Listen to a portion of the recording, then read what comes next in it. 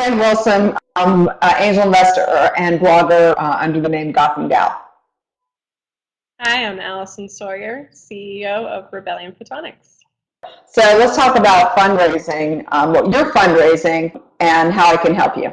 So Rebellion Photonics is in that point in the company where we have a real product, it works for a big market, it's out there, and now we need to grow. So we're raising growth capital. So we're raising up to $10 million. So it's a very large Series A round for us. And hopefully that's all we need to get to exit, which will likely be through acquisition. And what I need help with is this is my first time doing a very large raise like this. And if you could give me any tips of the trade on what questions I should ask when I'm doing my due diligence on the investors, it would be greatly appreciated. Right. So, you know, the one thing that struck me is a couple things about your business. I mean, this is a business that you're seeing very few people develop. You're probably the only person who's developed this business model. And when I saw the $10 million number, I was sort of like, wow, that's a lot of cash for a Series A round. So I'm going to assume that you're already doing business, you're already making money, and you're already starting to make a lot of traction in your industry. Because a $10 million raise means to me that your business would be valued at somewhere around, $50 million. Is that correct? The lawyers gave me a real talking to, and they say I'm not really allowed to talk numbers on. Okay.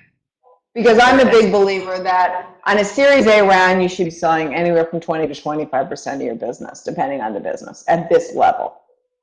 And so if you can keep it to yourself, but if your company is not worth that amount, and let's say it's only worth $20 million, you shouldn't be raising $10 million because you're going to have pushback from the investors on the other side of the table.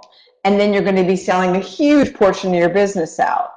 And to believe that this is going to be your last raise, fabulous, but the reality is it might not. And so I would tell you that when you speak to investors, I wouldn't talk about it that. I would just talk about what that money's going to do, how it's going to make an impact in your business, what you're going to hire, what products you're going to build, how you're going to be able to service customers that you're not able to service because you don't have the cash. I mean, whatever those reasons are. That's what you should be talking about. Yeah, I agree. I mean, in regards to private equity, it is a very different model of the people that you're talking to. Based on the number, that doesn't surprise me. And when I had emailed you, I was wondering, are you, there's a certain group of investors that really are interested in the product that you have. It wouldn't be your typical VCs, although plenty of them are don't exactly have a thesis statement and are kind of going out of the box into different businesses that are using technology in brilliant ways. So, that's why I was asking. Actually, we're a pretty standard B2B investment. Our technology is pretty awesome, but our market and how we do it as an enterprise service and our subscription model is actually not new in our industry, and it's not new to our customers. Okay, there you go. So they're pretty used to the subscription model, and they really prefer it. They like to stay away from capital expense, and they really do prefer operational expense. It's just easier when they do budgeting. So the business model is not the totally cuckoo thing about us, and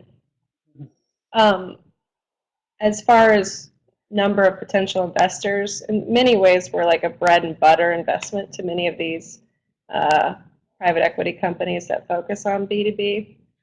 Oil and gas, big market, and then it's a cloud-based, really IT solution, which they're really comfortable with. We're hardware enabled, but in many ways we're really an IT company. So actually for us, the difficult thing I find is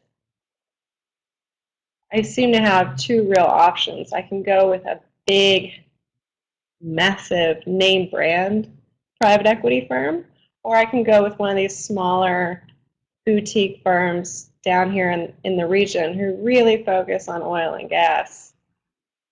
And so that's something that I'm trying to figure out which way to go. Well, I would tell you don't put all your eggs in one basket and definitely go down both routes and get to the Yeah. point, if you're lucky, where you've got both decisions to be made and you can make the decision. You're talking about doing diligence. The diligence to be done is how are each of those organizations and the people behind it, who's going to be the point person to be working with you, and what are they going to bring to the table every month at a board meeting? How are they going to help you grow your business? So does that translate into really focus on the partner we work with more than the firm, or do you think? Yes. Yeah, okay. Definitely. Although, good partner, bad firm, that's bad too. Okay, so you have to meet those. Right? Right. So there has to be something in the middle there. But I do think that the partner you work with is really key because, right now you're in the dating time period, right? You're going out for dinner, you're having drinks, you're deciding, and then eventually each of these people are going to give you an engagement ring, and you're going to have to decide which one you want to marry. And these are people you're marrying. I mean, they're going to be part of your business and part of your growth trajectory, and you're going to hope that what they bring to that table has as much to do with your success as what you've done to get there. And you should ask the questions. You shouldn't stray back from questions. I mean, in general, women sometimes have a harder time raising money because for whatever reasons, men's concerns about what's going to happen to the business, what if they get married, what if they have children, I mean, all those ridiculous things, you still, somehow or other that entrepreneurial spirit is going to be closed in a bottle and never come out again. And so I think you should, I'm sure you've seen it. And so I think that is, you don't want to be in the bed with someone like that, right? But my guess is at at this very early stage, my hunch would be you want to be with the smaller people that are in your region that really understand your business. Alrighty, well, thank you so much for taking the time with me. I really, really appreciate it. You're welcome. Good luck.